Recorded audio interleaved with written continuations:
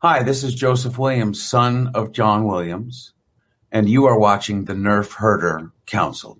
Why, you stuck-up, half-witted, scruffy-looking nerf herder! You can't use that word! Only we can use that word!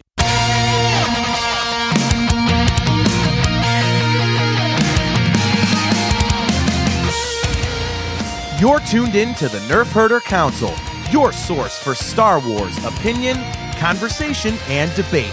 Featuring your hosts, JT. Stormtrooper armor deflects everything except Orback hooves.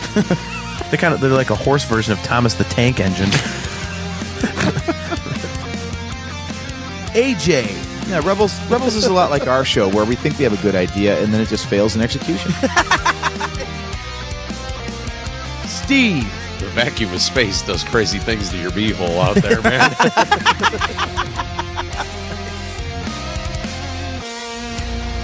It's part 2, numbers 11 through 1, of our rankings of Marvel's Infinity Saga films.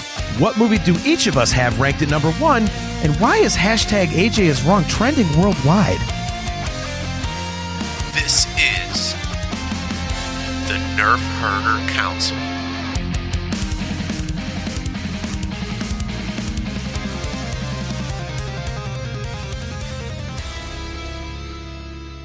What is up, everybody? Welcome to another episode of the Nerf Herder Council. I am your host, JT. We are live on Facebook and YouTube. We are live at those two locations every other Wednesday at 8:15 p.m. Eastern Standard Time. We are brought to you by Audible. Go to audibletrial.com/NHC for your 30-day trial and a free audiobook download. If you would like some customizable Nerf Herder Council swag, which AJ will show you in just a little bit, just go to shop.nerfherdercouncil.com. If you would like to catch video replays of the show, just check out our YouTube channel. And while you are there, do not forget to click those like and subscribe buttons so that you are notified every single time we go live. And if you'd like to download audio versions of the podcast, well, you know how to do it, and we're everywhere. So let's bring AJ on to the show. How is it going, man? Before we get started, I pimped it out in the intro. You've got that fancy motorized moving desk. Why don't you move that down and show everybody that? Oh, you're just going to step backwards. Okay. That beautiful new Nerf Herder Council shirt. I love it. I got to get me one of them. Yours for the low price of $22 plus shipping. Well, there you go. Unless there's a sale. So you can always sign up for sale alerts at tpublic.com. And they usually go down to like 14 then. It's like a really good deal. I think it's and cool. It's no money out of our pocket, so I can pimp it all I want. I think it looks great, man. Plus, God bless America.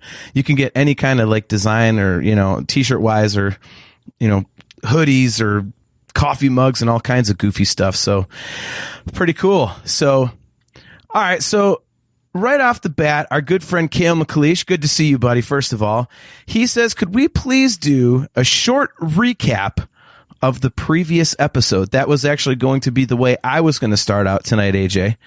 So, I'm going to do mine, 13 through 22, I believe it is. Or actually it's 12 through 22.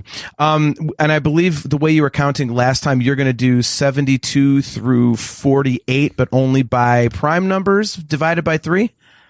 Is that? Oh, I found a new way to screw it up, actually. As we were talking last time, I realized that actually I was doing it right the whole time. I just can't count. Yeah, that was not good, dude. Well, I did it so wrong. I did it right and didn't know it. So, man. So I'm going to go from the bottom of my list. I'm going to start with the worst one for me so that we can recap which movies we've already selected. So starting at the bottom, number 23 and moving up at 23. Do you have your list in front of you, by the way, before I start this? I do. All right, let's each give ours and then we'll go up the list. So my number 23 was The Incredible Hulk. What was your number 23? The Incredible Hulk. All right. My number 22 was Spider-Man Far From Home. What was your number 22? Thor: The Dark World. Okay. My number 21 was Thor: The Dark World. So what did you have at 21? Captain Marvel. I'm going to get a lot of hate for that one, I know. Interesting. Okay. At number 20, I have Iron Man 3. What did you have at number 20? Also Iron Man 3. Okay. At 19, I had Ant-Man and the Wasp. What did you have at number 19? Spider-Man Far From Home. Okay. My number 18 was Avengers Age of Ultron. What was your number 18? Iron Man 2. Okay. My number 17, this pains me to say it, Captain America Civil War. What was your number 17? Oof. Yeah, I remember that one from the last episode. I was surprised I ranked it higher than you did. Yeah. No, I have Avengers Age of Ultron at this spot. Okay. My number 16, which was not very popular with you, Thor Ragnarok. What did you have at number 16? Yeah, I should dump you for that. But anyway, Ant-Man and the Wasp. Okay. My number 15 was Spider-Man Homecoming. What was your number 15? The original Thor. Okay. That one surprised me. I have to admit. My number 14 was Ant-Man. What was your number 14? Ant-Man. Okay. My number 3 of these we are spot on with, and we're only like a spot off on a couple others. So my number 13 was Thor. Your number 13 was? Captain America Civil War. And my number 12 was Iron Man 2. What was your number 12? Captain America, the First Avenger. You dirty bastard.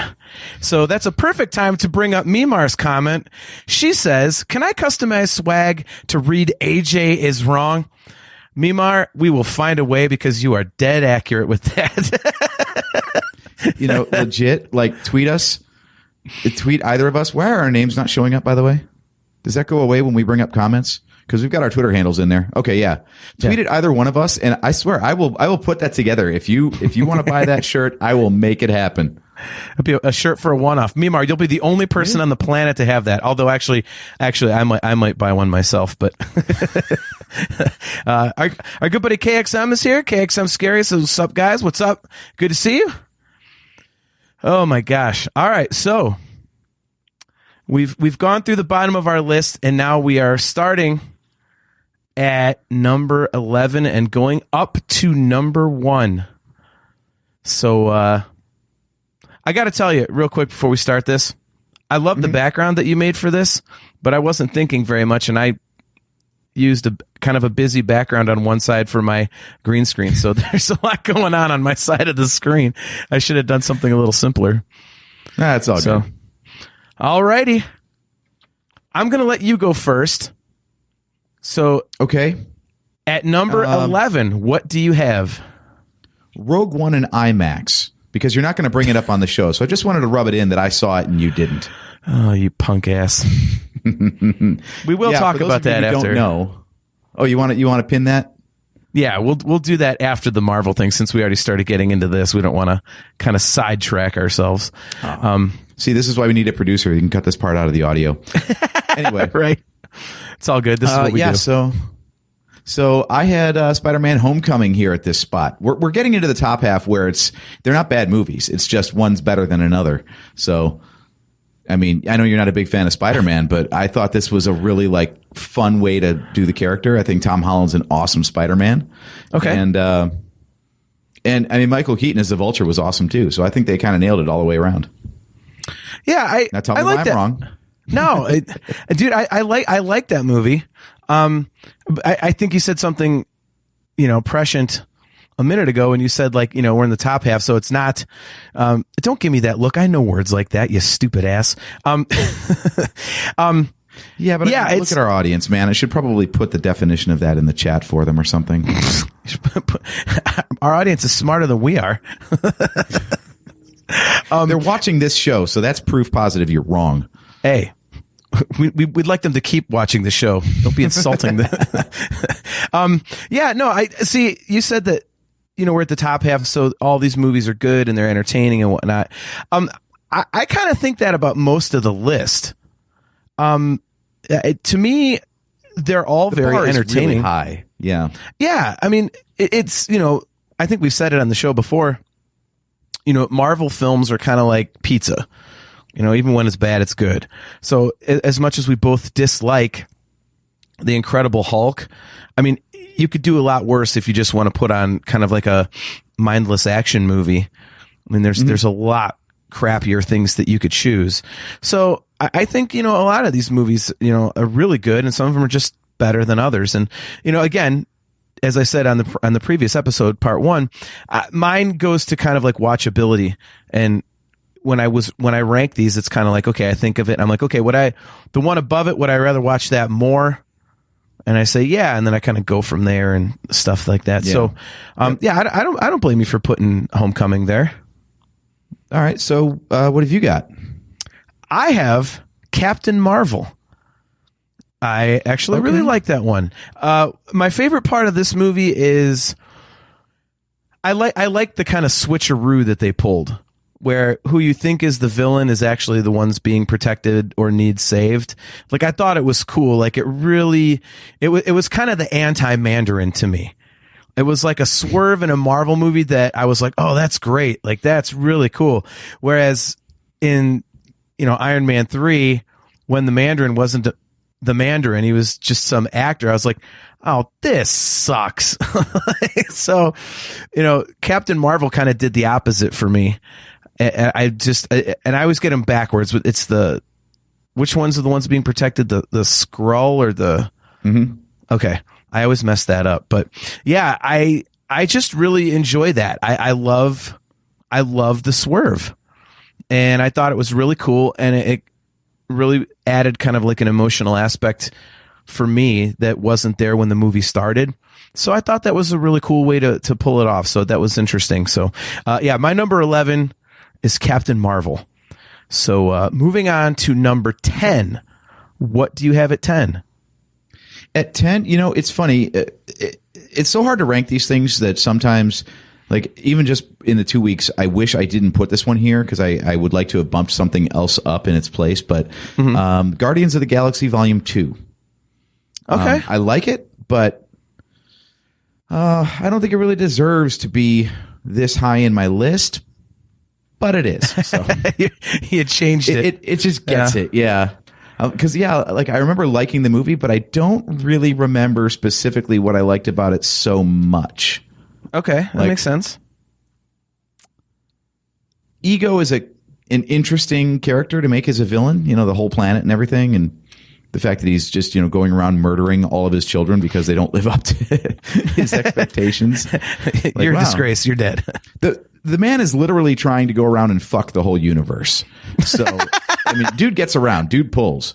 But, if I looked like Kurt Russell in the 70s, I'd probably get some tail too. So, intergalactic tail, no less. Right. Cale McLeish talking about Captain Marvel. He says, I find it funny that AJ brought up Rogue One since you picked a film starring Krennic. Maybe I did that on purpose, Cale. Filled. Now we're getting off color already. Nice. All right. So at number 10, I have a movie which honestly, quite a while ago, I would have ranked near the bottom, but with, repeated viewings, I've kind of gotten into it a lot more, and that is Black Panther. Wow. Okay. I actually fell asleep in the theater opening night for this one. And when I went back to rewatch it, because that night, admittedly, I was tired, I was wide awake at the next one and fell asleep again. So it took me a while to get into this one. But once I got through it and started, really digging into it, I thought it was really cool. A part of this one for me, I think, might be visually. I really love like the neon purple kind of theme that goes through a lot of it. I really dig that, like in Wakanda and whatnot. Mm-hmm. The only thing that I would say about this one is that I disagree with people that say that, I've seen these things just blend together for me so much. Is it Warmonger? Is that the bad guy, or whoever the half brother, whatever the half brother? Which guy? You talking Andy Serkis character? No. Killmonger then. Yeah, Killmonger. There we go. Sorry. Yeah. Everyone was like, "Oh, he was like one of the best Marvel villains." I didn't think so. I mean, I guess there's like that emotional connection because he's family, maybe. But I just always thought he was kind of just like an evil asshole. There was nothing that really made me feel compassion for him, or you know, it's just nothing grabbed me. I'm like, the guy's just evil. Okay, he's a bad guy. See, that's interesting. I can talk about this movie too if you're done with your part of it, and we're moving on to the next, because this is my next. Okay. So I'd like to rebut. So your number 9. Yeah. Allow me to retort. Your number 9 is Black Panther. Okay. Yep. Okay. Yeah, one, I love the world building of Wakanda. I think that's the most well fleshed out, and maybe it's because it is a fictional country, so they didn't have to get into when something takes place in Brooklyn, you don't really have to go like, let's tell the audience about New York, you know? Yeah. But I think Wakanda is like a really fascinating location, and it just looks beautiful. And I disagree with you about one of my complaints about the movie is that I think T'Challa is kind of bland compared to Killmonger. I think Killmonger's more interesting. He's got a cool look, and I like his rationale of like, hey, you know, he's not just like evil for evil's sake. He's like, look, you pushed us around, so now we're going to do it back to you. And you know, he raises some good points there, and how he like that opening scene where he's in the British Museum and he talks about like, you can't take that, you can't touch. He's like, how do you think you guys got it? Like, yeah, it's a valid point. It's really cool. So I thought that was cool. It's got Saw Gerrera in it. So we like that. Yeah. Anything with Saw Gerrera. One threads. Yeah. Exactly. Anything Saw Gerrera we're fans of. Yeah, I mean, I don't disagree with you on that. I just think that the one thing you got to remember about T'Challa, though, for me, remember that, like, if I had to pick a favorite Marvel character, it would be Captain America, and T'Challa is pretty much like the closest in spirit to Captain America, you know, the Black Panther. So it's like, that's not really a surprise that I would be into, you know, I'd be into that. So, our good buddy Joe, your complaint about Killmonger is, that he's just bland villain guy. And I feel like T'Challa is, at least in this movie, is kind of like bland hero guy. He's just a created character in a Marvel game. Okay. I mean, I can't disagree with that. Our buddy Joe says, I bring the metal discussion to your council. Do we have any Iron Man movies left to discuss? Yeah. Yeah. I just, maybe it's one of those things like everybody just built it up so much. Like, you know, Killmonger's this amazing villain and he's one of the best in the MCU. And I was waiting for it and just never got it. There wasn't that payoff. My one complaint is that the end battle is nothing but CG, and it's not even the best looking CG in the movie. So to have the most, you know, climactic battle take place underground in a totally like dark setting on train tracks with 2 CG characters battling it out, I'm like, For that to be the big payoff of all the cool stuff leading up to it, that was really like not my thing. Okay. All right. Well, why don't we move on to my number 9 then? Because that wasn't your thing, but maybe this is your thing. My number 9 is Doctor Strange, which I feel is a very strange, no pun intended, entry in the MCU. In that, in my experience, people either love this one or they hate it. I've not met a lot of people that are just kind of like, nah. People are either like, I really liked it or I really didn't like it. To me, I just think it's a really interesting movie. Visually, it's great. I thought the story was pretty cool. Unfortunately, it does suffer again from kind of a weak villain.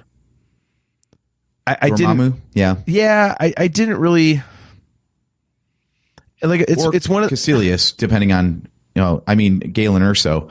Yeah. Well, Kale just said that. Yeah. He says, and this one has Galen Erso. That's 3 in a row. Look, man, we can't help the fact that they're cross-casting these things, Kale. Mm-hmm. But yeah, it's weird. Like it again suffers from one of the weaker villains. And, I guess that takes some points away from it. But I just thought it was really interesting, and you know, maybe just like Black Panther, the visuals kind of bump it up my list a little bit, because I mean, this movie looks phenomenal, and especially if you watch it in 3D. And Oh God, yeah. Going back to something I haven't mentioned in a long time on the show, thank God, but watching it in my VR helmet in 3D is just, you're like, I mean, when the cities are bending and they're going through all that stuff, you're like, what the hell's going on? Like, if you don't do drugs, it's what I've been told an acid trip looks like. So like, Dude, I'm not a fan of 3D, but I saw that in the theater in 3D, and it was worth every penny. that's one of those movies you have to, you know what I mean? Yeah. It's kind of like if you see Inception, like that's kind of a movie that you would be enhanced by 3D because of all those insane visuals and graphics and stuff like that. So, Stephen Strange is a really cool character to me. It's a very common, he's an a-hole, falls down, redemption story type of an arc. I get that, but I just thought it was cool. I thought it was really cool. And I also liked how, he retained some of that. I'm going to make up my own word here. Assholishness. He wasn't just like some jerk that then all of a sudden became good. And he's like two totally different people. Like, no, he was still kind of an a-hole. He just, gained a sense of morality and, a bigger purpose and stuff. So it was, I liked it for that reason. I liked it. So, my number 9 is Doctor Strange. So, coming in at number 8, what did you have? Doctor Strange. Let's talk about that some more. What is with our list? This happened the last time too. We have similar taste. Who knew? Wow. Okay. Maybe we should do a show together. Yeah. So I ranked this one high because this is one of those ones that has the surprise factor for me.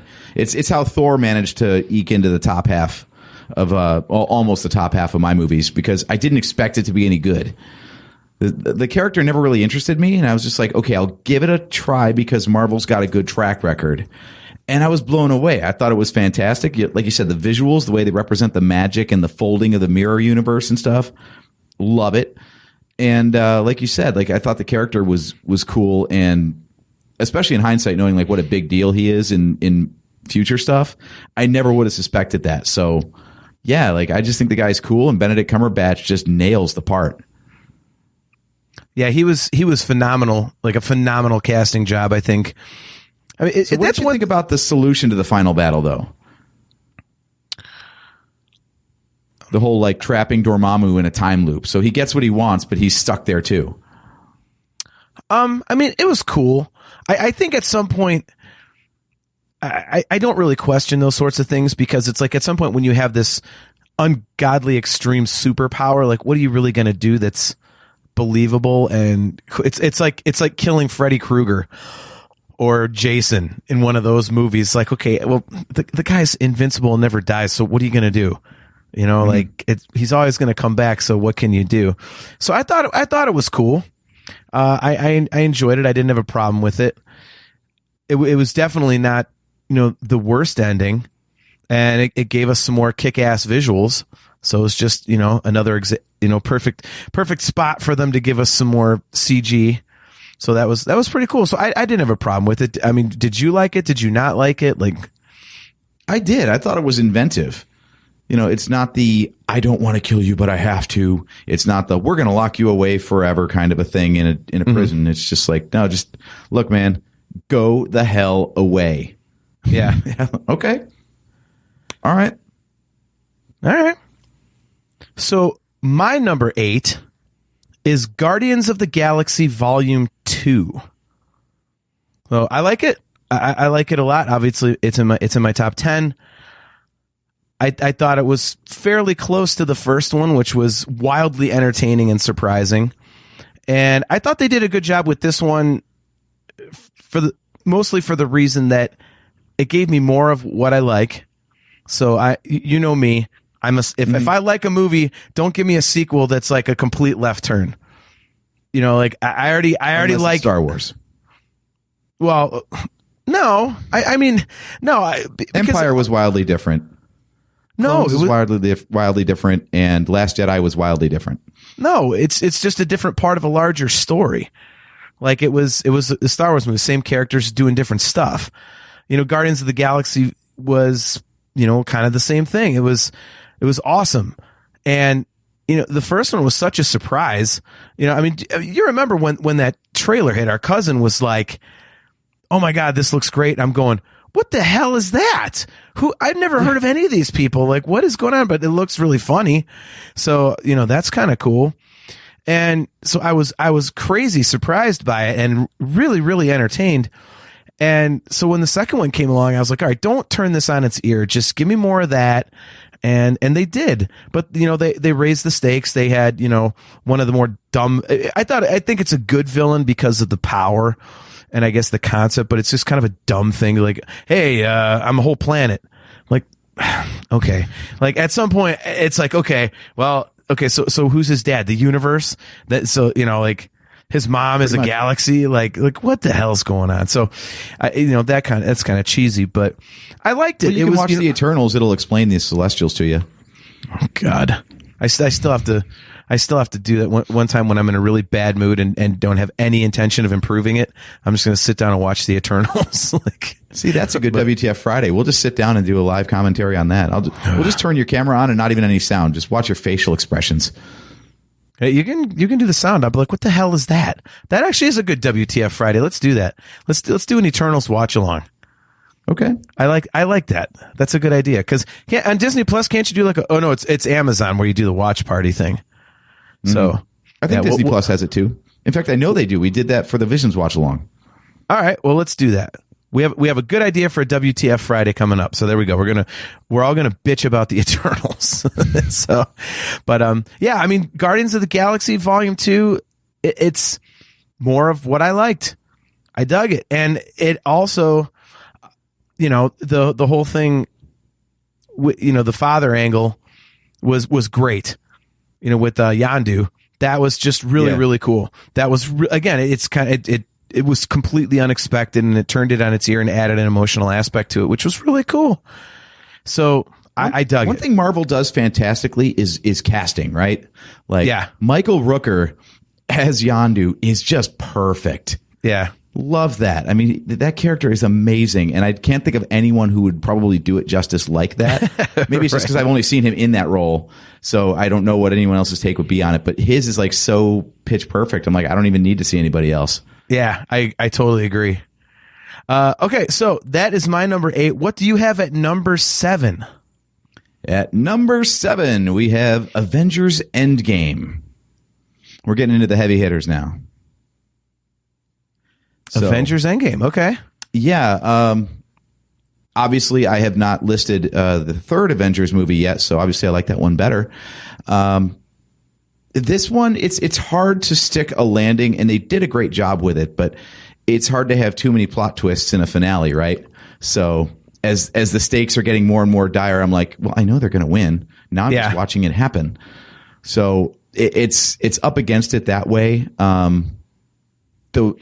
The stuff that I really like about it, though, is I like the victory lap around the entire MCU up to that point with like time jumping and stuff like that. I thought that was a really cool trick and a way to, and I love the fact that, obviously they jumped back into the events of the original Avengers and caused a spin-off that became a Disney Plus series and, has fed forward into newer projects. So I thought that was really cool.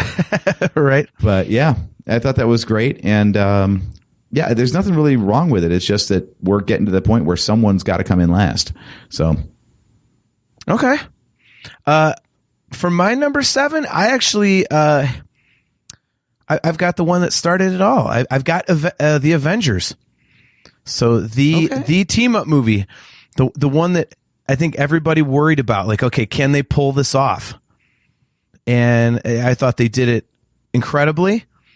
Mm-hmm. And it set the bar so high. And it was, man, that was one of the most fun theater experiences I've ever had, because we had a big group of people for that one. Because by that point, we had loved the movies leading up to it. I mean, Hulk was like kind of, whatever. It was number 23 on both our lists. But, we had enjoyed all the movies so much. Everyone's like, oh, I got to see them all together. But there was that trepidation. You're like, okay, can they pull this off?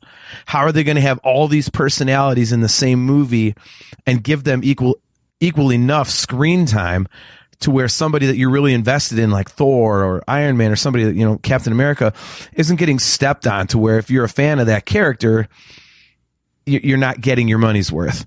And I thought they did a phenomenal job of that. I thought they really did a kick-ass job of blending it to where you get, you know, an equal amount of everybody. It was, they pulled it off so well. And the movie, like, I gotta hate this term, but it's really what comes to mind when I think about it. It has so much heart to it. You know, like the blending of the characters worked so very well. Because it easily could have been like one guy stomping over the other one and vice versa. But the personalities, you know, as they came together in the comics, really played well on screen as well. So I thought it was great. So yeah, my number 7 is the Avengers. So at number 6, what do you have? You'll like this one. Captain America, the Winter Soldier. All right. In your top 6. It's so rewatchable, man. Maybe it's just because, you know, we're honks for Cleveland or something, but you know, I mean, it's just a fun movie to watch. It's got enough other stuff going on in it too. It's not just a Captain America. Obviously, it's kind of like broadening out and telling a few more stories in there too. You know, with Black Widow basically being along for the entire movie. So this is where that whole like Avengers 0.5 kind of formula for Captain America movies started. Yeah. And I mean, I think the characters are nailed perfectly. I love the reveal of Hydra within S.H.I.E.L.D. The end battle, the stuff, the payoff with Bucky is really cool. Yes. And kind of sidelining Nick Fury a little bit was a surprising touch. Yeah. So yeah, this was a pretty pivotal movie in the whole saga, and I never get sick of watching it. Yeah, same here. And it's always fight scenes too. Sorry, forgot about that. Yeah, no, that's okay. Sorry to cut you off. Yeah, no, I completely agree that the fight scenes are great, and it's funny you mentioned the Cleveland thing, because anytime I've got friends in town, you know, that are from out of town, I should say, and we go down, you know, downtown Cleveland, and they're big Marvel fans. They always want to know, like, oh, did they film this here? Did they film that there? So if you take them down by, you know, Brown Stadium, and it's like, there's the Shoreway and there's, you know, the Justice Building and stuff like that. I'm like, okay, so this is filmed there. And it's really cool to point it out to them, because in their head, they can kind of visualize that location, go, holy shit, that is it. Like, it's really cool to show them that. And it was really funny. Like, do you remember being in the theater? We were watching it, and it says like Washington, D.C. And we're like, bullshit, that's Euclid Avenue. Right? Everywhere they were, we're taking like the escalator down in that mall. And yeah, I'm like, dude, I go up that every day when I'm going to my office above Terminal Tower. Like, yeah, that's Tower City. Where's the damn fountains? Like, and why don't we have an Apple store? Yeah, that was the fakest part. An Apple store in Tower City would not survive. We'll just leave it at that. No. So yeah, so my number 6, I have Avengers Infinity War. So okay. I've got, you know, what else can you say? You know, okay, how are they going to finish this? My initial reaction to finding out it was 2 parts was, thank God. I was really worried they were just going to try and end everything with one movie. I'm like, there's way too much. There is way too much to get into for this to be like, you know, one movie. And you know, Star Wars could have learned a big lesson from this, man. You know, the Rise of Skywalker was jammed full of stuff, and you're like, man, this really needs more exposition and more room to breathe. And, you know, give you know, Kevin Feige a lot of credit. He was like, yeah, we got 21 movies to this point, or 20 at that point. What, like, you can't just go, here's 2 hours and 15 minutes. Okay, it's done. Like, no, can't do that. Can't do that. So, you know, it was, man, it was really cool. And it was, the only part that was kind of sketchy to me was, I don't even know if it was sketchy, but the whole quote unquote cliffhanger about the snap, and like half of the Avengers die. Oh, you're like, well, they gotta come back. So that's the only thing, like, it kind of took away from it. You weren't like, wait, what? You know, it would have been especially because it was very conspicuous how the new characters were the ones that got dusted, and the originals that you knew were phasing out anyway are the ones left. Like, oh, okay, it was like it was like a corporate layoff, and they only kept the ones with seniority. Right, exactly. All right, if you've been here longer than 10 years, you keep your job. Otherwise, you're fired. So, no, Spider-Man, you don't have tenure. Exactly. Look, our buddy Joseph Wren regarding the Cleveland stuff. Where are we going to film this scene? It needs to be Washington. Washington's not pretty enough. Cleveland? Done. You're right, Joe. It's a beautiful city. Yeah. And he talking about Infinity War, he said, Infinity War scared you into thinking characters were actually dead in a comic book movie. I see. I'm going to disagree with you, Joe, for the point that I just made. Like, knowing that there was a second movie coming up, I think kind of took a little bit of the angst out of it, I would say. You know, because you knew there was a whole nother movie coming, and you're like, well, they can't just leave these people out of it. Like, you know, I mean, one of the things that I always thought would have been really cool is if they made it out like it was only one movie, and then everybody gets to the theater, and then this happens, and you're like, that's how they end it. And then at the end, like, oh wait, there's one more movie coming. Like, oh, cool, woohoo! Like, you know, I thought that would have been the cool. last post-credit scene is the Avengers will return in Avengers Endgame or something. Exactly. Yeah. The Avengers aren't really dead because there's another movie. Like, I thought that'd be kind of cool, but so all right. So yeah, so that is my number 6, Avengers Infinity War. So all right, let's get into the top 5. So each of us have 5 movies left, and I think we have 3 common ones, I think. But let's get into it. What do you have at number 5? The original, the one that started it all, Iron Man. Okay. You know, you got to give credit to the original, man. It's the first time they tried it. It was a B-level character because they sold off the rights to all their, you know, top tier properties. So to have the movie be so damn good, and let's face it, the villain is kind of weak. Obadiah Stane, Ironmonger. He's like, it's okay. I mean, Jeff Daniels kills it, but I always get these confused. Sorry, Jeff Daniels or Jeff Bridges? Jeff Bridges. Sorry, Jeff Bridges. Then, yeah.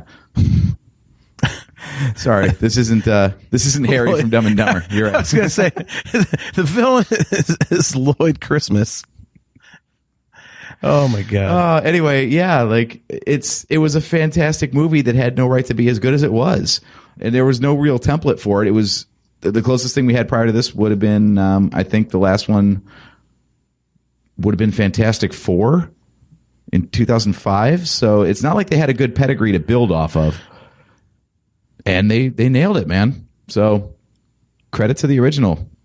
They kind of set the template. Like, it set the tone right away. The fact that we're talking about 23 movies here and the first one fits in just as well as the 23rd. Yeah. Nailed it right out of the gate. Well, and it's a great movie. And it was kind of like a movie, like when it came out, it was a novelty, I think. Mm-hmm. It wasn't, it's not like they announced, okay, there's going to be almost 25 of these things in succession over the next, decade plus. So you're going to get tons more of this. It was like, holy crap, like, okay, here's a superhero movie.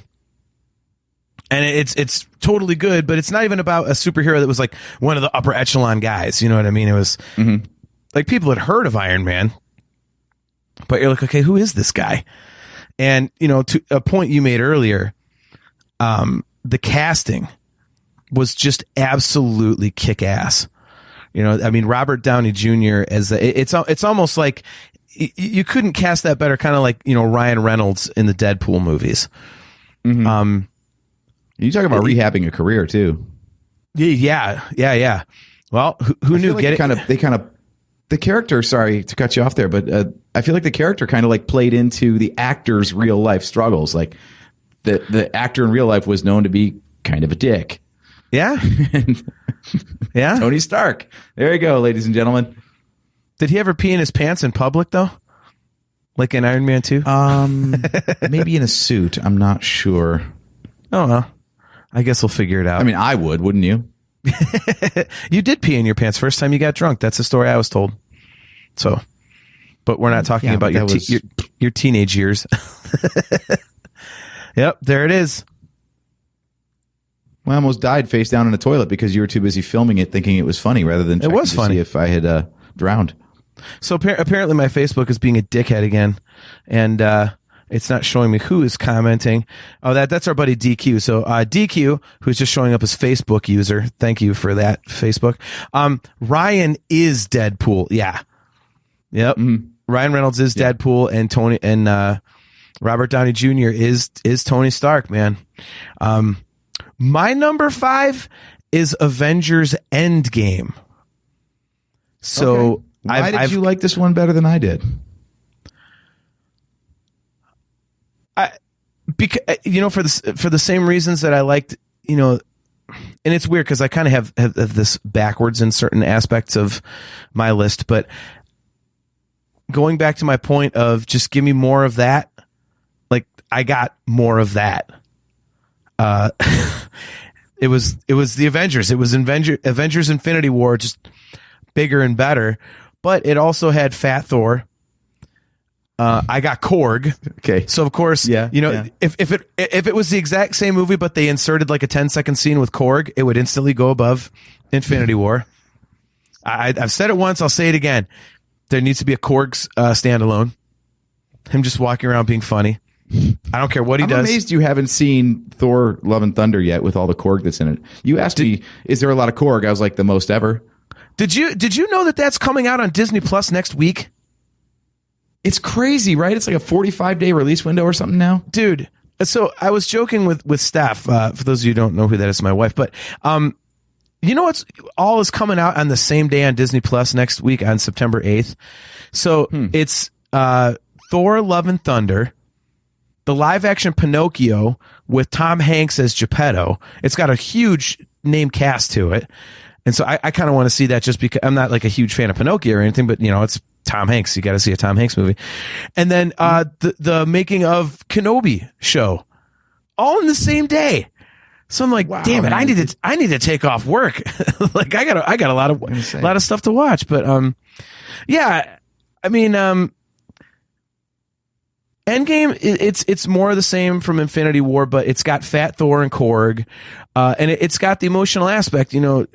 Joseph Wren said, Infinity War scared you into thinking characters were actually dead in a comic book movie, but then they actually did kill them off. You know what I mean? It's like, so, I mean, they killed off Gamora in the first one, but you're like, okay, there's another movie.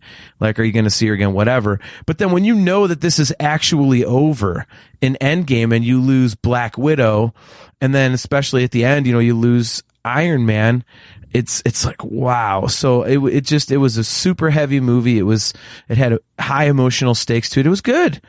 It was really, really good. And I think if you're going to tie up, at that point, it was a 20-second movie.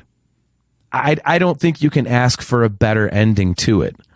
Nobody left the theater going, oh, I wanted more from that, after all these movies. Like, no one said that. No one said that.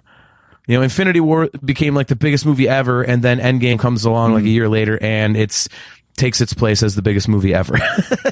So,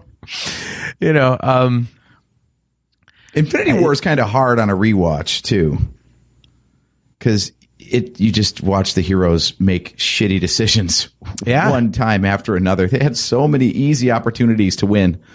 Yeah, like, I can't. Like, you dick. So yeah, for Endgame to actually come off properly, like there wasn't really an oh shit moment of. Basically, the heroes were saved from having to make a decision that would save the universe, because it was just, here's an army of bad guys. Who have we got? Yeah. Okay. Exactly. So, yep. So my number 5 is Avengers Endgame. So number 4, what do you have at number 4? At number 4, this is where I put Infinity War. Okay. For like you were talking about with the original Avengers, man, to balance all these characters, they did the same trick again as the first one. I don't feel like Age of Ultron really did that so much. But the first Avengers and the third Avengers really like you throw all these characters together that have never been seen on screen together before. And you're like, one, how are they going to get enough screen time? And two, how are they going to get along? And with all the different tones of movies these guys come from, like, how are they going to make one movie that's going to like feel consistent and no one's going to be acting, out of character to make it fit? So I think they nailed it. And the cliffhanger was cool. Like I said, a little bit predictable knowing that the finale was coming up, but okay. I mean, to pick up right with like, hey, Loki's dead. Yeah. Okay. You got my attention. Right. Wow. So yeah, I just love that movie from start to finish. But again, it's maddening on a rewatch because so many times you're like, dude, you got to let this one person die no matter how much you care about them, because literally the entire universe is hanging in the balance right now. Yeah. Like either half the universe is gone or Black Widow's gone. Sorry, Hawkeye, let her die. Another damn it, I got this stupid thing. So Facebook user says Thanos kicking Hulk's God, I can't talk. Thanos kicking Hulk's ass. Yeah, that was kind of badass. The one time you see Hulk really vulnerable. Mm-hmm. That was cool. So it was weird that they went and sidelined. I wonder why they decided to sideline him for the whole movie and do this whole like crisis of confidence thing where he just won't come out anymore. Because I think, didn't they show, I mean, obviously Marvel trailers can't be trusted because they're always changing shit. But I swear there was like some Hulk stuff from later in the movie that never showed up because Banner never turned into Hulk again. Yeah, well, I mean, am I just remembering that wrong?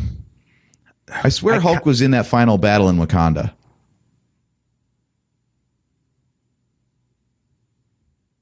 Wow, how are we forgetting that?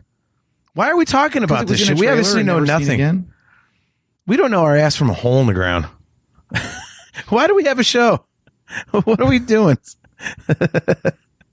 Oh my God. Well, we didn't want to bias ourselves by doing a rewatch or anything. So, well, actually, true. A rewatch wouldn't help because we're talking about a trailer. So unless we're going to watch all the trailers for all 23 movies and all 23 movies, someone's got to pay us for that shit. Yeah. Well, Facebook user again to the rescue. Even Toys came out. He busted out of Hulkbuster. Yep. Oh yeah, I think that's what I saw. Yeah. Mm-hmm. All right. So yeah, that's what happened. That's what happened. A little Anchorman 2 for you there. All right. So my number 4 is the original Guardians of the Galaxy. Ooh, good pick. So right, let's say some nice things about GOTG. Yeah, well, for me, dude, it was such a surprise.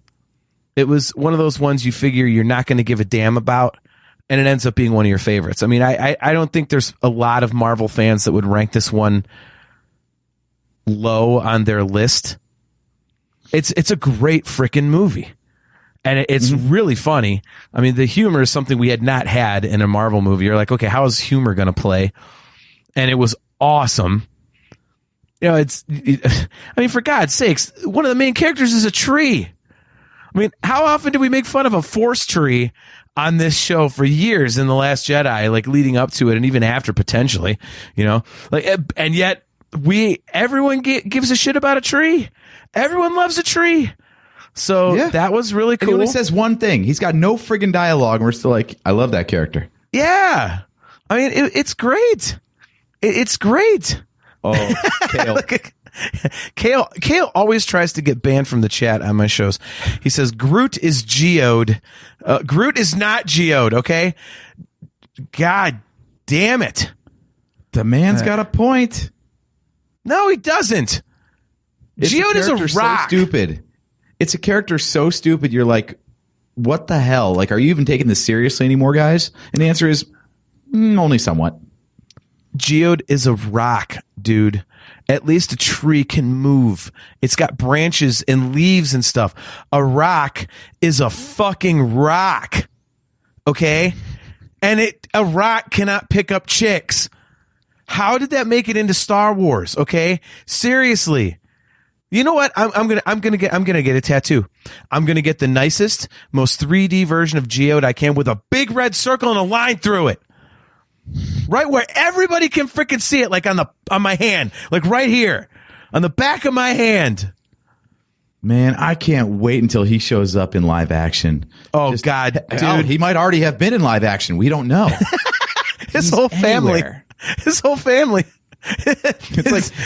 like the Captain Rex in Return of the Jedi. You just retconned into everything. Every rock you see, that's Geode. His parents the entire are island of Achto. I was just saying.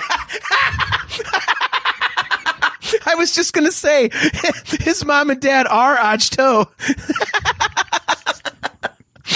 His dad is Och. His mom is Toe.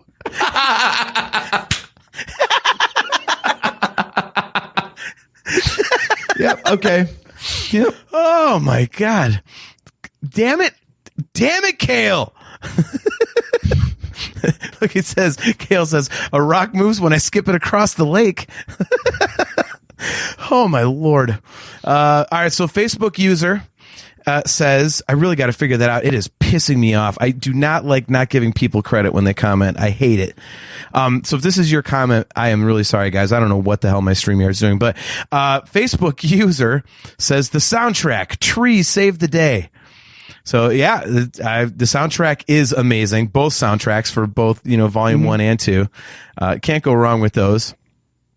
And it was the perfect marketing, wasn't it? You could, like, when they marketed like actual cassettes of the soundtracks and that looked like the cassette he was putting into the player.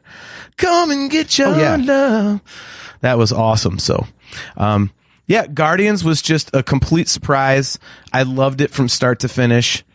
And it was just, it was cool. It was cool all the way around. So, my number 4 is Guardians of the Galaxy Volume 1. So we are into our top 3. So what is your third best ranked Infinity Saga film?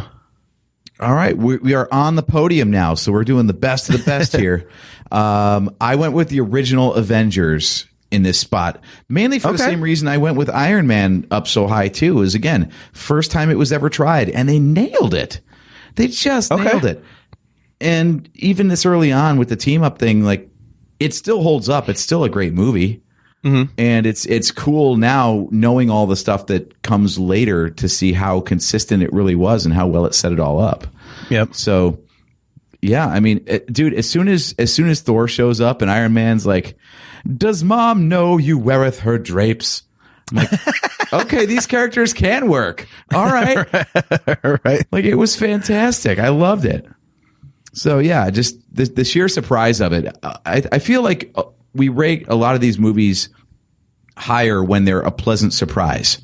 Yeah. And this one was one of the most pleasant surprises. I don't know how many times we saw it in the theater, but it was definitely more than once. Oh, yeah. We saw it many times. Very rewatchable movie. Yeah. Yeah. This was kind of like for us, like, we always go see, any Star Wars film several times in the theater. And we did that with this one for sure. So plus not knowing like what was to come, like we knew that this was a culmination of all the movies that came before, but we didn't realize that this was, just starting the whole thing. So, when Tony goes up into outer space with that missile, I'm like, yeah, shit, they're killing Iron Man. Like, it's a finale movie. So someone's got to die. Someone's got to make the sacrifice. So, and that was a beautiful, story arc for him too, because, Captain America told him, like, you're not the one to make the sacrifice play. And who ends up making the sacrifice play? Yep. So just nailed it. And every character got something to do. And I think they all came out of it like stronger than they went into it. So no one was like chumped out so someone else could look stronger. Yeah. No, I definitely agree. All the way around. Yeah. Well, and dude, let's face it. Hulk throwing Loki around like a dish rag in the in the Avengers Tower, that was awesome. In Stark Tower, that was so good. All right, so my number 3 is the one that started all of this. So I have the first Iron Man at number 3. Okay, I think you've always liked this one a little bit better than me. So yeah, talk it up. If you're going to ask me which movie I'm going to watch instead of Iron Man, if I had to pick, I've got two more above it, obviously, that I'd watch. But any of the ones below it, there's probably a lot I would think of to watch instead of Iron Man. But again, Iron Man is the blueprint. We just talked about Guardians being such a complete surprise. Iron Man was a complete surprise. It was incredibly, because going into this, I was thinking, okay, it's just going to be a superhero kicking ass. Okay, cool. And it wasn't.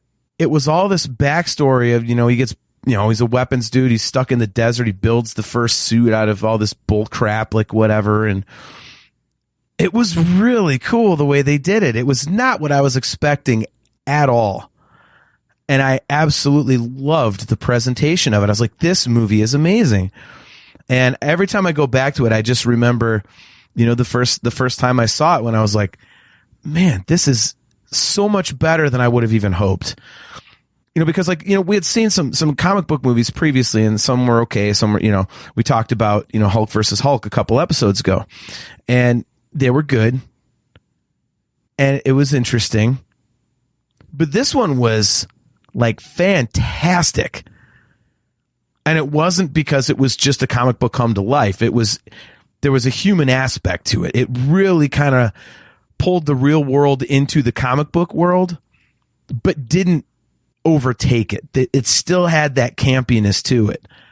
So, and I love that. And it's, that's the whole reason I can't get behind the DC movies, because we get it. DC comics are a little darker, but they're so ungodly dark in tone, in color, in mood, everything. I'm just like, stop it.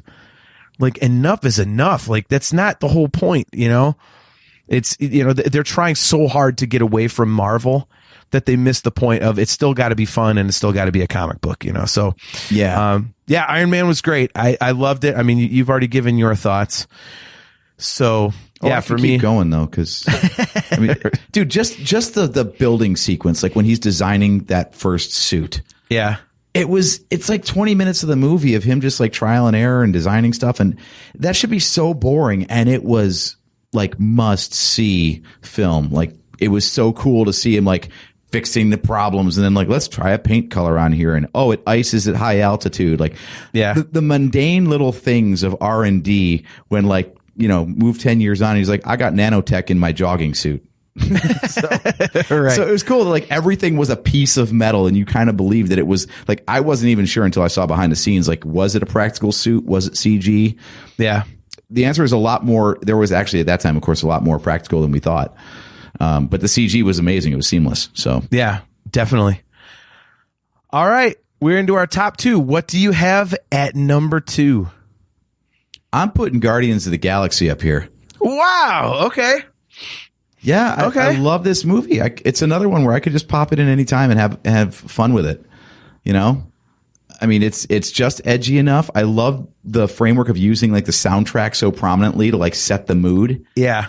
Because the one criticism of Marvel movies in general is that, with the exception of the Avengers theme, how many of these have really memorable soundtracks or scores? You're oh, that's Iron Man's theme, or that's what I hear when Thor shows up, or it's all just generic dynamic music. So to use all these songs that they were not really that popular when they ended up on the soundtrack either. They'd kind of faded into the past a little bit, but they're friggin' great now.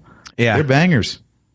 So yeah, I love it, and I thought that the to make a CG raccoon and a talking tree as entertaining as they were was just unbelievable. Yep. So yeah. Well, I recently gave my thoughts on Guardians of the Galaxy, so rather than pontificating on that one a little bit more, I'm going to pontificate about my choice for number 2, which is Captain America, the Winter Soldier. You put this all the way up there. All right. I did. There's only one other movie I'd rather watch. It's just... It is Two just girls, one cup. I get it, but that's not Marvel. Okay, gross. Wasn't expecting that. Okay. Yeah, I just, man, this movie is pretty much like perfect to me. It's got the spy elements, it's got the action elements. There's kind of that, okay, is, you know, Captain America going to hook up with Black Widow type of flirty thing going on that she's doing with him. As you said, like, you know, you know, the Falcon comes in, so you get, you know, Falcon and the Winter Soldier and all this kind of stuff, all these different, you know, characters that are introduced. Look at this. Wait a minute. Facebook user, it's DQ. He says that one is shitty. Which one is shitty? You better not be talking about frickin' the Winter Soldier, dude, because I'm going to see you here in a couple weeks in the dog pound at the Browns game, and you and I are going to have it out if you're saying the Captain America the Winter Soldier is shitty. You better be referencing something else. But we've never banned anyone from chat, but I think that deserves it. It's getting kind of close, yeah. he might as well predict a better record for the Steelers this year. Oh, he's talking about 2 girls, 1 cup. We are not talking about that on this show. We don't censor ourselves. We're censoring ourselves where that's concerned. That's gross. Yeah, I mean, you already hit on it. I mean, the whole thing where, you know, the best friend thing with Bucky, like, you know, he's, you know, I'm with you till the end. And then Bucky basically damn near kills him and he falls down the river, but then Bucky ends up saving him. Like, I mean, it's got the friendship aspect to it. And, you know, which it just, the whole movie, I'm really glad that they didn't wait for the reveal of Bucky being the Winter Soldier. I'm glad they didn't wait to the end, go, oh my God, all this time we thought he was just the bad guy. Like, I thought it added so much to the story that, you know, Captain America, you know, Steve Rogers walking around the whole time going, okay, well, so my best friend is now like super bad guy. What the hell am I going to do? Like, there was this constant tension going on. It was just incredible. And yeah, God, every time I watch that movie, I'm just stakes like, beyond the usual. Like the usual stakes are, I'm the hero. I don't kill people, so I'll go easy on you. But instead, it's like, no, you're punching your best friend in the face. Yeah, exactly. Yeah, dude, it's just every time I watch it, it's one of those that gets better and better to me. I'm like, this is so cool. The Hydra reveal was awesome. You know, it's just, it had twists in it and just a fucking great movie. So, all right, so that's my number 2, which means we are each left with only one film.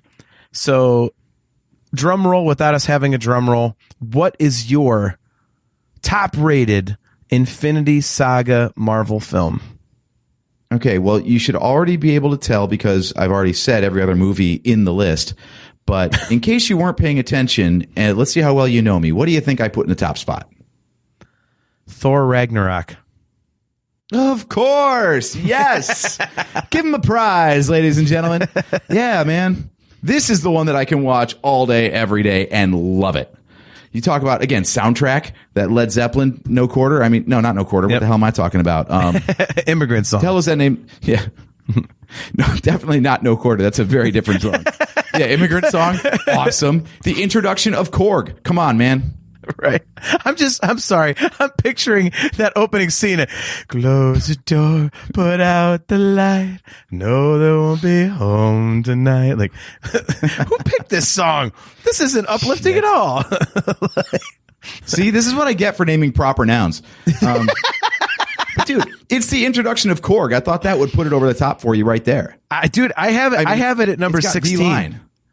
Well, yeah. Piss off, Ghost. Right. It is my favorite line in all of Marvel. So, you're right on that one. No need to fear unless you're a pair of scissors. That's the little rock, paper, scissors joke. I'm telling you, Korg is the best. I'm wondering where I'll put Love and Thunder once I see it, since it's got a lot of Korg. But anyway, yeah. So explain further, since it is your favorite. Yeah, the floor is yours. So again, go into surprise. Detail. Surprise goes into it big time. I mean, one, Thor gets his ass kicked pretty handily in a lot of parts of this movie, which is surprising. And the pivot for the character. I mean, he goes from being like the straight man in every joke to like, he's funny. Chris Hemsworth is a funny guy, and they finally let him be funny. And it didn't undermine the character where it was like, well, that's out of left field, or he didn't become like a punchline because he was funny. He just had he had personality and all this like ability and talent. Yeah. And power. So like yeah, like I can't imagine the original version of Thor that came from the first two movies, like really being anywhere near as popular as the characters become without this movie. No, I completely agree with that. Yeah, and then you get Hulk on Sakaar, which is amazing. That was fantastic to see. And just weird one-off stuff like Jeff Goldblum as the Grand Master. That's hilarious. Yeah. Like the fact that the wormhole's called the Devil's Anus. And it's his party ship where he has orgies. Like, oh my God, man, Marvel's getting raunchy. Okay. They figured I'm here for it. They're doing some Deadpool, so why not do this, right? Right? So yeah, man. I never get sick of this movie. It's just incredible. Yeah. So I forget, did you see that movie with us in Chicago? Ragnarok? Yeah. No. Yeah, that's right. You didn't. So while you're busy, you don't invite me on those trips. While you're busy poking at me about not seeing Rogue One in IMAX, you didn't see Ragnarok on opening weekend in Chicago on an IMAX, one of the largest movie screens in the world, in 3D. 6 stories tall, baby. 60 by 80. Boom. So suck on that with your Rogue One joke early, you bastard. Ha! How spacious were the seats in that theater, by the way? You're not going to dump me out. I sense a dump out coming up. You bet. I'm not. You're not getting me. I'm just wondering, did they make you buy 2 tickets? Don't go to the fat joke because you're pissed off because I saw something you didn't. No, dude, it's crazy. Like I've got Ragnarok at 16, so it was like, you know, kind of at the top half of my bottom half, I suppose, like the top third. But yeah, about nailing that Marvel formula. I feel like this is like the perfect example where it's fun and also has stakes involved, which is what DC always misses. Okay. I would agree, but I think the movie that nails it more than any other would be my number one choice, which I remember you had low. So dude, I've said it before on the show, so anybody who's watched us multiple times knows Captain America, the first Avenger, has always been and will forever be my favorite Marvel movie. I just love that movie. And you had that like down around like 20 or something, like, or the low teens, like it was bad. Where did you have that one? That one is number 12. You didn't know. You didn't have the top of the bottom half. You didn't have the original one up here. You had it in your other list. Yeah. We started at 11, dude. No, not you don't have the first Avenger in your list tonight. It was on the previous show. Right. It's at the top of my bottom list. Oh, okay. Sorry, I forgot we started with 11. Yeah, now I can't count. Yeah. Do we even bring DQ's comments gloves on the other foot now, isn't it, Kramer? See, on my Dream Theater show, we do album deep dives. I'm really starting to think we should do movie deep dives on the Nerf Herder Council, and I would love to do Airplane. Okay, so I've got another one that we can add to that list because I didn't realize that Val Kilmer was in a movie that was written by the guys who did Airplane. Okay, I just saw it on Twitter today. Top Secret. Yeah. Okay. So my friend DQ says that the reason that I like Captain America so much is Peggy Carter's figure. Let's leave it at that. Yes. That's not true at all, DQ, damn you. Quit trying to get me in trouble on the internet. Well, it's not the only reason, but it's one of them. Well, no, I don't give a shit. I mean, she's cool as hell. I love that character in that movie, which is really weird because like when she was on like television shows and stuff, like I wasn't really into it, but I loved her in the movie, in the first Avenger. I just Did you ever watch Agent Carter? I tried and it just didn't grab me. I haven't even watched it. DQ, aka Facebook user, he says it helps. That's funny. No, I'm a World War II buff, and Captain America is my favorite comic book character. So when you make, Captain America's movie a period piece set in World War II, I loved it. And again, as vanilla as it is, he's the goodest of the good guys. Like, something about it I just loved. I just love how, he's the one unbreakable character. You're always going to have that super good guy. And I'm usually not into that type of character, but I love it. And, I thought Red Skull was, in full disclosure, we've been talking about whether or not, good villains, bad villains. I mean, Red Skull's a kick-ass villain, because he's, Captain America's equivalent. He's got the super soldier serum and stuff too. But I mean, they've done better, I think, but not much better. So I just, the whole Nazis versus, America thing. And then, they play up the friendship with Steve Rogers and Bucky Barnes so much. And then to lose Bucky, like, I never expected that to happen. Like, I knew going in that Bucky Barnes was the Winter Soldier, but I didn't think they would do it in this movie. Like, I didn't think, like, they build up this friendship and then barely halfway through they kill him off. It's like, holy crap, really? Okay. Yeah, I thought that was a little early, actually. Yeah, I did too. I didn't care enough about Bucky, but by the time he disappeared. Okay. And it wasn't really a motivating factor for Steve for the rest of the movie, because he was already, Mr. Good Guy and kicking ass on everybody anyway. Yeah. So I feel like if they had kept Bucky around until the end and then made the sacrifice, I think that would have had more impact. Yeah. I mean, that's tough. Because I mean, it had impact for me just because it was already well established, and okay. So full disclosure, and you can relate to this, AJ, because we're talking about like real life here. I think that the best friend aspect of things kind of hit me a little bit more between Bucky and Steve, because my best friend, we met when we were 5 years old in kindergarten. It's been 41 years now, and he's a much bigger dude than I am. So like the couple times that I got in trouble in school, like he was the one protecting me, like Bucky was protecting Steve Rogers. And it's, I used to always think like, God, I wish I could protect him sometime, but I'm, so it kind of hit me like on a personal level. So maybe that's what it is. But every time I watch that movie, I love it, man. Like, and again, another personal experience. Like, I actually watched that with Pat. For those of you who don't know, I played in bands and all this other crap. You've heard about that. But Pat was my guitar player for many, many years, and he's one of the sweetest guys, but huge comic book fan. And we hadn't been in a band for a while when this movie came out, and we were talking. He was like, dude, let's go see Captain America together. I'm like, hell yeah, dude. So I'm sitting there with one of my closest friends I hadn't talked to in quite a while, and watching this movie that's blowing me away while, I got a friend, we're kind of reconnecting. And it was just one of those confluence of circumstances types of situations, I think.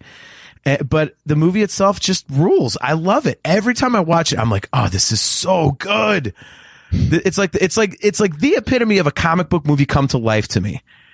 Like it is a comic book, but it's just rooted in reality enough to where it's not campy. It doesn't cross that line to, okay, it's just a comic book come to life. It's not like a cartoon.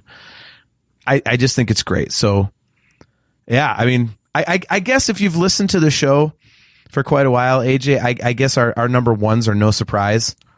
You picking Ragnarok and me picking, Captain America. But we don't hide our interests well. Yeah. Dude, we should hide this shit so we could do a show in the future. Nah. Let's just tell everybody everything. I do have a question for you about the casting in Captain America. I want to get your take on this. Okay. If Peggy Carter was in Two Girls, One Cup, would you watch it? For the love of God. Seriously? Why? That's disgusting. I never even saw that to begin with. The two girls were Agent Carter and Black Widow. Dude, why? No. Even when that was like all the rage to like, see, what is this thing? Oh, that's so gross. I still haven't. I'm like, nope, I'm not doing it. So I'm not getting into that. You should never have brought it up. That is horrible. That is terrible. That is absolutely terrible. Can we get I Want to Be the Cup trending on Twitter? Oh, God. No, we can't. No, we can't. If we can't even get freaking our Facebook comments to come up under the person's name instead of Facebook user, we damn sure can't get a hashtag trending. Like, see, okay. God damn it. Joseph Wren says, what if the two girls were hunting space whales? You know, Joe, seriously. First of all, you won't let me re-record the second half of my Van Halen episode I did on your awesome show discography discussion because I was too drunk to remember we did the second half of the show. Now you're doing space whale jokes. Oh, my God. Yeah, see, there it is. Kale's another one's going to buy a shirt. He says, hashtag AJ is very wrong. Okay, that one we might be able to get going, Kale. That one we might be able to get going. Hey. I'll put that on a t-shirt too. That's 2 sales right there. I love it. Dude, Kale, if you bought that shirt, I would find a way to Venmo or Zelle you the money and be like, dude, that's phenomenal.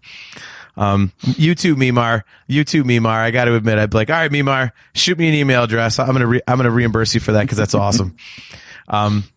Yeah, dude, this was fun. It was cool. Like I know that we have like similar tastes, but I really was surprised at how close we had stuff. Have you been keeping track, by the way, or do we have to put this on Twitter? Because we were going to add these up and figure out where they averaged out between us. I have my list. I have not been keeping track, but so Twitter it is. Stay tuned. There we go. At NHC Podcast, y'all. We'll see what it's probably not going to look very different. I mean, it's weird though. Like our number ones are at vastly different. Honestly, the biggest disparity we have on both of our lists are our number ones. My number one is your number 12, and your number one is my number 16. The rest there were several that we kind of piggybacked. I don't know. Captain America is a pretty wide gulf. I had that one at 21, and you had that up at like number 10 or something. Yeah. Look at Mimar. She says, bah, can do, tennis shoe. That's fantastic. Nice. So apparently Mimar should tune in. We give away free shit, apparently. Exactly. If you agree with me, I pay for your shit. Oh my God. Sounds like when I was single. That's why my wife has to pay her own way. She still hasn't learned that rule. So, all right. So before we get out of here, we again, this was fun, dude. Again, I'm really surprised that the biggest disparity we had was our number ones. That I never would have expected that. I mean, I know we have similar tastes, but it's wow. So we do got a lot of cool ideas coming up for future shows, which is awesome. So we'll be posting that stuff. We're trying to get better at pre-posting shows so that, people know what's coming up and, that we're going live. And just remember, it's every other Wednesday at 8:15. I may be suggesting a time change here soon to AJ, but we'll see. Depends on his schedule. But as AJ wanted to talk about for a brief second, when we started the show, I didn't get to see it, but AJ did. AJ got to see Rogue One in IMAX. So take it away. I will give you your platform. All right. Well, there's one thing you didn't miss out on, John, and that is the poster that came with it. It's the same one that they were giving out at. Oh, look at that. What a shame. He wants to pick on me and then he gets dumped from the show. So, yeah, I didn't get to see it and he thinks it's funny to rip on me for that. So that's what you get, AJ. Just got dumped from the show. I'm sorry. What did we learn? Listening? I just said one thing you didn't miss out on. I was too busy waiting for the perfect chance to drop you out of the show. Anyway, now, okay, I'm being serious. Okay, so what you were talking about a poster? How did I not miss out on a poster? Remember when they had Andor posters at Celebration? It was the same poster that they were handing out here. So what? Are you serious? That. Yeah. Whoa. Sorry to take you out of your solo layout here, man. I was giving you the floor. Wait a minute. So anybody that went to see Andor in IMAX got the poster that we had to drive or fly to fucking California to Celebration to get? Are you serious right now? Yeah. Well, look, because Cleveland IMAX sucks, I still had to drive 2 hours to Columbus to go see it anyway. All right. So I was going to grab you one, and then I saw it. I'm like, oh, he's already got it.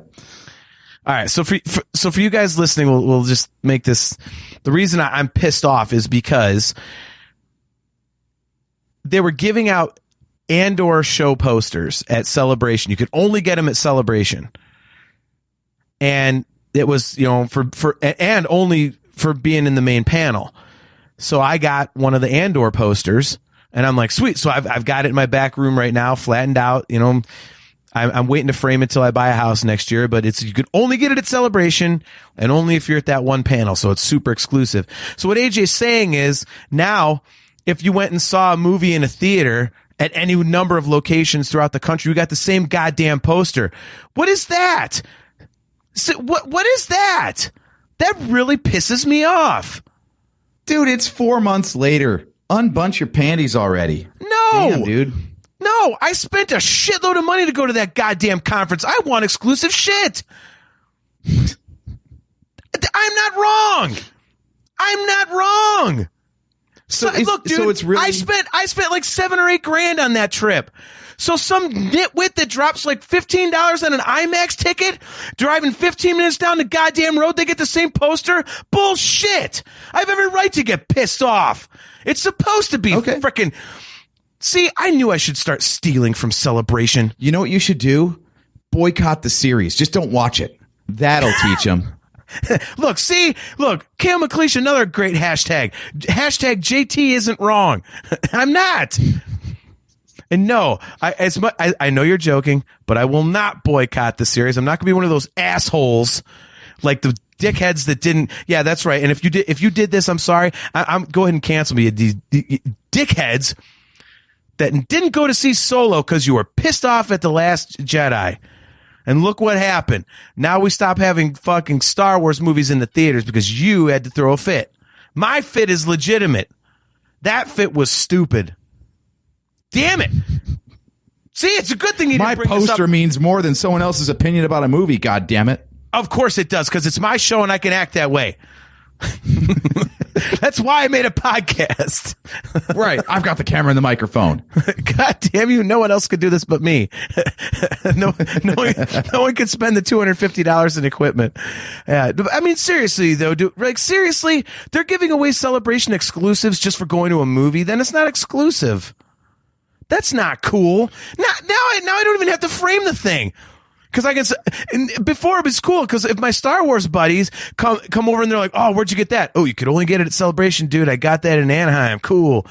Instead, now there's tons of other people like, "Yeah, I got this from seeing a movie that was already out for years, but they re-put it out for a night in IMAX." Like it totally takes away the coolness of my poster. And I love Rogue One and Andor. Now I'm talking like this, and it's pissing me off. I hate to tell you, buddy, but it is actually out for a week, not just one night. I don't give a damn. I spent $7,000 on that trip, and these assholes spent $15 on a movie ticket. I should be getting a poster, not them. It's the same thing I say about... I'm trying to be calm. You know? I'm trying to be... I think I've seen calmer reactions to student debt cancellation. This is like close to my drunken reaction to little kids getting in line for Star Wars stuff ahead of me. God damn it. I'm the one that spends all this money. That little turd didn't spend nothing. Why can't I cut the line? That guy's not making any money. I was here kid. first. Exactly. I was here 35 years first. Sadly, that is a drunken rant of mine. When I get really frustrated, I miss stuff at Celebration. It's not fair, man. Screw these kids. Screw little kids. I pay money. They don't. Let their dad in, not them. Let their mom in, not them. Man, it's a good thing your stepkids were more grown by the time you met them, because I can see you pushing a toddler down to get in front. I wouldn't go that far. I did knock other people down trying to get up front for Van Halen, though, and it succeeded at a Van Halen sound check. I just literally elbowed somebody right into a row of chairs, man. It was like they were in front of me. I got alongside like NASCAR, just like, doink, right with the elbow, right in the chest, knocked them completely over. And then I was literally from me to the screen of my computer to Eddie Van Halen. So that was worth it. Dude, Jesus. Okay. it was Eddie Van Halen. I mean, come on. So I injured somebody. Who cares? That's true. I mean, you got to do that for Eddie because you never know when cancer is going to kill him. All right, seriously? Eddie Van Halen death and 2 Girls, 1 Cup. What are you doing to this show? What the fuck is wrong with you? I'm still waiting to talk about Andor, so whatever shuts you up at this point. The hell you got to talk about Andor for? You got a poster. Good for you. So do I. I got mine through non-nefarious means. So... Non-nefarious means, okay? Yes. See, look. Kale says, AJ, you're going to be the one getting canceled. Yeah. All right, why are we talking about fine. Andor? That's fine. Because I saw 5 minutes of it that you haven't. Are you sure? Are you sure it wasn't what we saw at fucking Celebration? Or are they just going to show that too? Oh, I'm sorry. Did they show Mando season 3, like 6 minutes of that like we saw? They show that one too? Did they do that? No. Okay. Well, did they show No, it was a new Ahsoka? clip from Bad Batch, actually. That we saw? Did they show that one too? Is that what they're going to do now? Go to Celebration, pay all this money, but then fuck you, we're going to put an old movie out in the theater and show everybody everything you already paid money to see? Is that what's going to happen? I can't believe you're more riled up about the poster than the fact that you couldn't just go to a movie theater in Cleveland, and we do have IMAX, to go see it. Yeah. But They totally shit the bed on this. Dude, I want my exclusive stuff from Celebration to be exclusive. And I don't care if I'm being an elitist or a snob. I don't give a shit. You are. I spend a lot of money and a lot of time to go do that. The whole point of it being exclusive to Celebration is so that it's fucking exclusive. Okay? Don't be giving it out to some random nitwit. Dude, there's people that don't even give a rat's flying ass about Star Wars that got that poster. Me, I've got it tattooed on my goddamn arms, which I got at Celebration, by the way, which makes my arms Star Wars Celebration exclusives. So there you go. So I should put you in the solo layout. I don't even know why I'm on camera right now. Well, dude, it's bullshit. It's... Celebration exclusives should remain exclusive. That you were going to get riled up about. The poster was not the thing I expected. Because I don't like unexpected results in tonight's show. Jesus, I don't like the direction this goes. Because then it basically, like what's going to be an exclusive Celebration next? Because you know what's going to happen if this stuff starts leaking out more and more. I'm going to go, well, why do I got to go to Celebration? And then the one time I don't go to Celebration is going to be the most amazing time ever. And I'm going to miss out on stuff that's actually exclusive. Like Harrison Ford walks around and gives every fucking buddy a hug. But I'm not there. Well, you're just going to have to keep going then, I guess. Son of a bitch. Kale's right.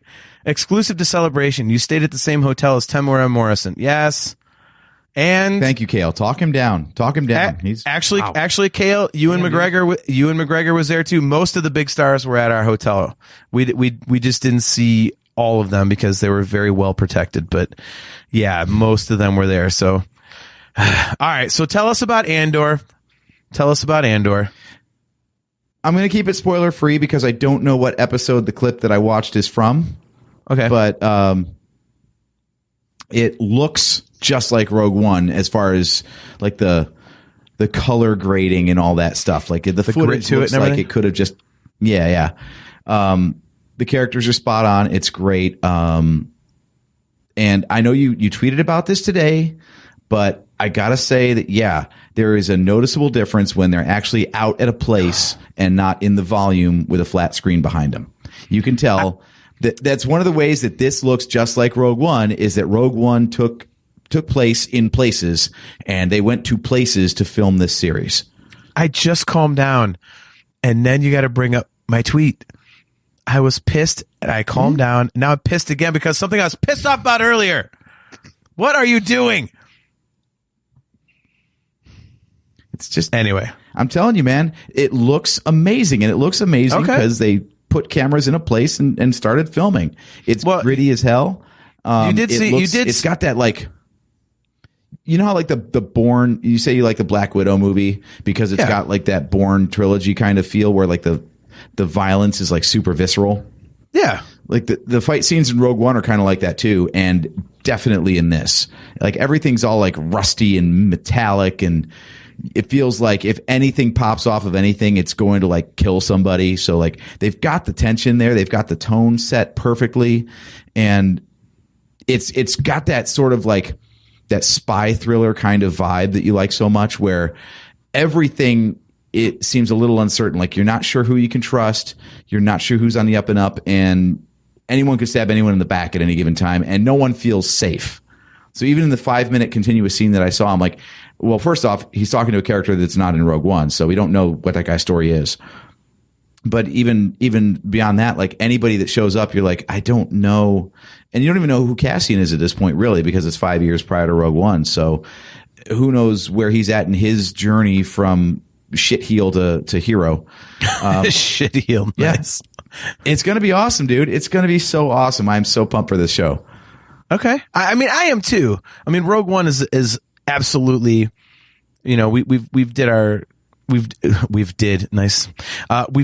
our movie rankings, and I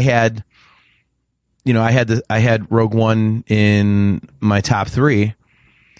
Mm-hmm. I mean, to your point about the volume, I mean, I don't know if you saw this, but they built an actual city block that's like 5 or 6 blocks long to film in. So it's like an actual physical, like they built this whole like little city thing out. So I have no doubt that it's going to look amazing. I can't wait for it, especially because they've already announced that the first season's 12 episodes. Originally it was supposed to be like 8, and then they told us at Celebration that it was going to be 12. I think, yeah, it was it's like weird to keep shifting around. I'm not sure what the count is now. I just know we're getting 3 of them all at once, which is okay. I'll wait a little bit longer. Okay. I'm surprised they didn't let it leak that it was going to be 12 episodes before we even got to Celebration, just on like, you know, StarWars.com and Star Wars Twitter and Facebook. Just say, hey, Andor's going to be 12 episodes, but you know, we're going to talk about that at Celebration. So they could have done that. But Celebration exclusive, you see. Yeah, I'm sure. Just wait till like, man, I tell you what, I need to hit up Dan Madsen and be like, boy, did you do right getting out of there, because those greedy bastards. I also have contact information of somebody who helps book Celebration. It's just he doesn't respond very often. This is probably why. But yeah, email Repop. Give him an earful about their poster policy. I'm sure they'll care. Yeah. They'll send me a letter with a tube poster. It'll say, thank you for your email, we appreciate your concern. It'll be the same damn poster, and then we'll have a whole episode about me ranting. But you'll have a Celebration exclusive poster tube. That's yeah, sure. I'm sure it's gonna be one of those ones they charge like $5 for. But yeah, anyway, I know we're getting long here, but yeah, dude, I'm super excited for it. Rogue One is awesome. The footage that we saw at Celebration was kick ass. You know, a couple of our other Star Wars buddies, you know, messaged me telling me about the Andor footage and said that it looks great. So yeah, I'm so excited, and I'm glad it's not just one season. So I think this is like a perfect example of one of those things that it looks like they're going to be able to bring in something else to the, you know, to the Star Wars lore. Because you're not just going to, you know, here's 24 episodes of Andor's backstory. Okay, we're done. Like, no, there's going to be other characters that come into this. You know, I think we've already been told like Mon Mothma's in it. You know, like Saw Gerrera is going to be in it and stuff. So we're going to see all these cool characters in live action, which means they're going to probably bring in other characters that we don't know that I'm sure we're going to end up loving. And to close up shop, you know, for the night, man. You can feel free to spoil or not spoil. We already know the character is going to be in there. Did you see K2SO in this footage? No. Okay. Well, there you go. They said he's in it, but they haven't shown a single second of footage, or they have not mentioned his name at all since it was confirmed that Alan Tudyk is back as K2SO. So I'm really excited. I love that they're keeping that under wraps. You know, I think that might just be season 2. Because they covered in a comic book, they showed his introduction to K2. So I'm assuming based on the timeline, because there's a time jump, I think, between the seasons. So that might be how they just slip it in instead of having to like retell something that's already in another format. Okay. All right. Well, I just think it's who cool cares? that they're as long as we get them. Yeah, seriously, right? Who doesn't want more K2, man? So, well, dude, super fun episode. Again, we got a lot of cool stuff coming up. Hopefully, when we tweet out our comprehensive list, basically what we're doing with that is we're assigning a point value to each of our picks and doing an average. So it's basically if our choices were averaged out, what would our top 23 be? So we'll be releasing that on Twitter. If you don't follow us on Twitter, it is NHC Podcast. So check that out. We don't tweet a lot. I got to get better at that. But as I've said on the show before, I just, I think I'm going to get more into posting on social media, by the way. I just can't read the comments. That's where I get caught up, man. But, yeah, so at NHC Podcast, we're going to be posting the comprehensive scoring of both of our lists together so we can basically get a conglomerate average of where we ranked all the movies. So hopefully you guys enjoyed these last two episodes, actually last several episodes. We've been on quite a Marvel kick. We're definitely going to do something different for our next episode, which at this point, I'm bad at math. When is that going to be? Like September 14th. That's right, the 14th. Okay, so September 14th. At 8:15 p.m. Eastern Standard Time, we're going to be back right here on YouTube and Facebook. So please tune in, jump in the chat and everything. To our good friends, Discuss Metal Joe, Joseph Wren, Kale McLeish, obviously Mimar, KXM Scary.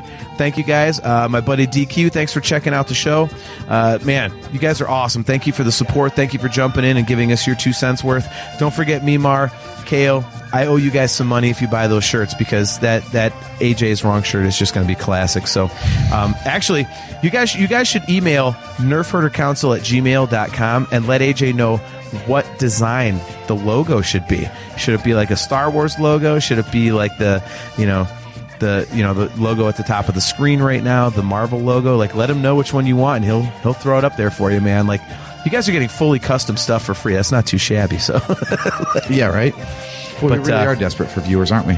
It's all good. But yeah, thank you guys very much for watching. I know AJ, it's been a blast getting into this with you. So, again, we had an awesome idea earlier. You did, I should say. I'm not going to take credit.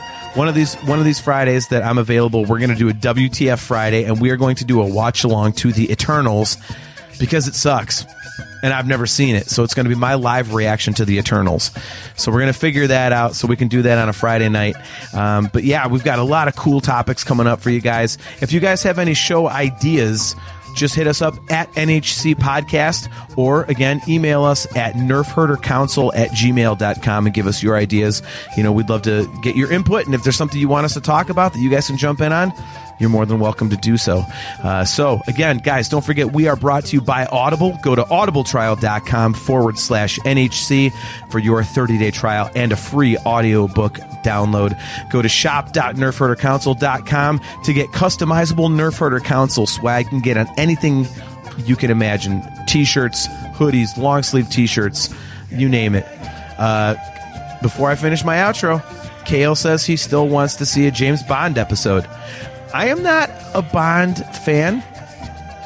Where do you stand on Bond, AJ?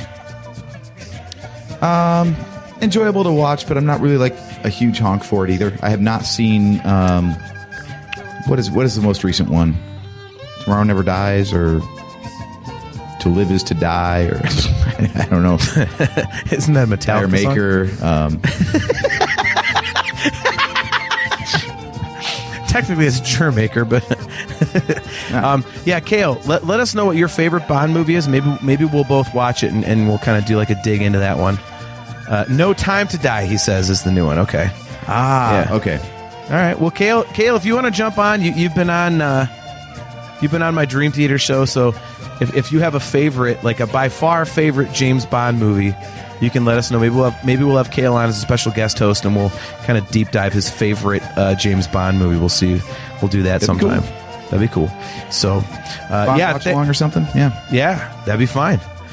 So yeah, guys, thank you very much. Appreciate you guys. Again, we will be back here on Wednesday, September 14th at 8:15 p.m. Eastern Standard Time. And again, if you're watching on YouTube, don't forget to click those like and subscribe buttons so that you get notified every time we go live. So until next time, I am your host, JT at Dog Pound Jedi. He is AJ.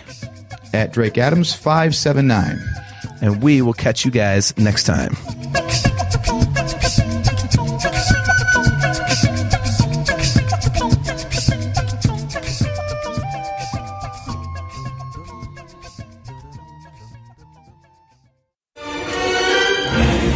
This bucket of bolts is never gonna get us past that blockade. This bucket's got a few surprises left in her.